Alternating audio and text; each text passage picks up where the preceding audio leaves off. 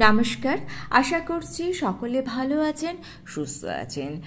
সবাইকে খুব খুব ভালো থাকতে হবে শারীরিক এবং মানসিকভাবে। শরীর ও মন একে অপরের পরিপূরক। শারীরিকভাবে সুস্থ থাকলে আপনি মানসিকভাবে সুস্থ থাকতে পারবেন, আর মানসিকভাবে সুস্থ থাকলে কিন্তু সেক্ষেত্রেও আপনি শারীরিকভাবে সুস্থ থাকতে পারবেন। আর এই সুস্থ থাকার জন্য প্রয়োজন প্রোটিন, ভিটামিন, মিনারেলস, আরও নানান ধরনের কম্পাউন্ড। সুস্থ থাকার জন্য আমরা অনেক দাম দিয়ে নানান রকম জিনিসপত্র খাই, কিন্তু আমরা কথা ভুলে যাই যে প্রকৃতি আমাদের যে অফুরন্ত ভাণ্ডার দিয়েছে, সেই প্রকৃতির অফুরন্ত ভাণ্ডারের মধ্যেই কিন্তু রয়েছে আমাদের প্রয়োজনীয় সমস্ত প্রকারের পুষ্টি। প্রকৃতির উপাদানগুলোকে আমরা সঠিকভাবে ব্যবহার করতে জানি না বলেই আমরা নানান রকম সমস্যায় পড়ি বা অনেক পয়সা খরচ করি। এ প্রসঙ্গে বলবো খুবই সস্তার একটা সবজির কথা, সেটা হচ্ছে টমেটো। টমেটো কিন্তু আমরা নানান রকমভাবে ব্যবহার করি। টমেটোর মধ্যে এত বেশি পরিমাণে ভিটামিন, মিনারেল রয়েছে যা আমাদের বিভিন্ন দিক থেকে হেলথ বেনিফিট দিতে পারে। কিন্তু এই টমেটো খাওয়া নিয়ে বেশ কিছুদিন ধরে কিন্তু কিছু প্রচলিত ধারণা তৈরি হয়েছে।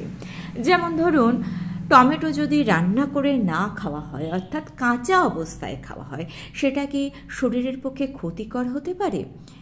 কাঁচা টমেটো খাওয়া কি স্বাস্থ্যের পক্ষে ঝুঁকির কারণ হতে পারে?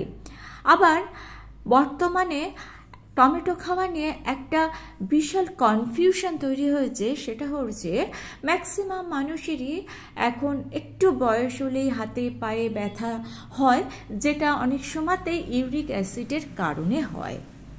সেটা নিয়েই হচ্ছে সমস্যা। অনেকের মধ্যে এই ধারণা তৈরি হয়েছে যে টমেটো খেলে ইউরিক অ্যাসিড বেড়ে যায়, কিন্তু এই সব ধারণা কিন্তু কোনোটাই বিজ্ঞানসম্মত নয়। রান্না না করা টমেটোর মধ্যে এমন কোনো ক্ষতিকারক জিনিস থাকে না যেটা আমাদের স্বাস্থ্যের পক্ষে ক্ষতিকারক হতে পারে। তাহলে জেনে নেওয়া যাক যে মেডিকেল সায়েন্স কি বলছে। মেডিকেল সায়েন্স বলছে টমেটোর মধ্যে লাইকোপিন নামক বিশেষ এক ধরনের কম্পাউন্ড রয়েছে, যার কারণে টমেটোর রং লাল হয়। এই লাইকোপিন আমাদের শরীরে অ্যান্টিঅক্সিডেন্টের কাজ করে এবং এই লাইকোপিন আমাদের লিভারকে প্রোটেক্ট করতে সাহায্য করে, হার্টকে প্রোটেক্ট করতে সাহায্য করে, আমাদের কিডনিকে প্রোটেক্ট করতে সাহায্য করে, এমনকি আমাদের ব্রেনকেও প্রোটেক্ট করতে সাহায্য করে। অর্থাৎ আমাদের শরীরে সমস্ত ভাইটাল অর্গানগুলোকে প্রোটেক্ট করতে সাহায্য করে। শুধু তাই নয়, এইসব ভাইটাল অর্গানগুলোর ফাংশন যাতে আরও বেটার হয়, সেক্ষেত্রেও কিন্তু এই লাইকোপিনের একটা বিশেষ ভূমিকা রয়েছে। কিন্তু বেশ কিছু মানুষ রয়েছেন যাদের ডাইজেস্টিভ সিস্টেমে এই লাইকোপিন হজম করতে পারে না। সেই সব মানুষেরা যখন রান্না না করা টমেটো খাচ্ছেন, তখন তাদের ডাইজেস্টিভ সিস্টেমে বিভিন্ন ধরনের সমস্যা দেখতে পাওয়া যাচ্ছে। অর্থাৎ যাদের কাঁচা টমেটো খেলে ডাইজেস্টিভ প্রবলেম হচ্ছে, সেক্ষেত্রে কিন্তু তাদের কাঁচা টমেটো অ্যাভয়েড করা উচিত। এক্ষেত্রে আবার একটা ভাইটাল প্রশ্ন আসছে, সেটা হচ্ছে অনেকের মনেই প্রশ্ন জাগছে যে রান্না করা টমেটো খেলে টমেটোর মধ্যে যে গুণাগুণগুলো থাকে সেগুলো কি নষ্ট হয়ে যাবে? রিসার্চে দেখা যাচ্ছে টমেটোর মধ্যে থাকা লাইকোপিন, আপনি যখন 2 মিনিট টমেটোটাকে রান্না করছেন, তখন কিন্তু এই লাইকোপিন 51% বৃদ্ধি পাচ্ছে। আবার যখন আপনি লো ফ্লেমে 20 মিনিট এই টমেটোটাকে রান্না করছেন, তখনও কিন্তু লাইকোপিনের পরিমাণ বৃদ্ধি পাচ্ছে। তবে রান্না করা টমেটো খেলে টমেটোর মধ্যে, মানে কাঁচা টমেটোর মধ্যে যে পরিমাণে ভিটামিন সি থাকছে, আপনি যখন সেটাকে রান্না করছেন তখন কিন্তু সেই ভিটামিন সি এর পরিমাণ কমে যাচ্ছে। অনেকের ধারণা টমেটো খেলে ইউরিক অ্যাসিড বেড়ে যায়। 2004 সালে the New England Journal of মেডিসিনে প্রকাশিত একটি তথ্যের মধ্যে পরিষ্কারভাবে উল্লেখ করা হয়েছে 4700 জন ইউরিক অ্যাসিডের পেশেন্টের মধ্যে একটি স্টাডি অ্যারেঞ্জ করা হয়েছিল। সেই স্টাডির মধ্যে বিভিন্ন ধরনের খাবার যুক্ত করা হয়েছিল যেগুলো ইউরিক অ্যাসিডের মাত্রা বৃদ্ধি করতে পারে। ফাইনালি যেটা দেখা গিয়েছিল সেটা হচ্ছে যে সমস্ত প্লান্ট বেস খাবার রয়েছে, অর্থাৎ উদ্ভিদজাত খাবার যেগুলো আমরা উদ্ভিদ থেকে পাই, সেগুলো কিন্তু আমাদের শরীরে ইউরিক অ্যাসিডের মাত্রা বৃদ্ধি করতে পারে না। অ্যানিম্যাল প্রোটিন থেকে পাওয়া কম্পাউন্ড থেকেই ইউরিক অ্যাসিডের পরিমাণ বৃদ্ধি পায়। সুতরাং টমেটো খেলে ইউরিক অ্যাসিডের মাত্রা যে বৃদ্ধি পাবে না সেটা কিন্তু এখান থেকে বোঝা যাচ্ছে।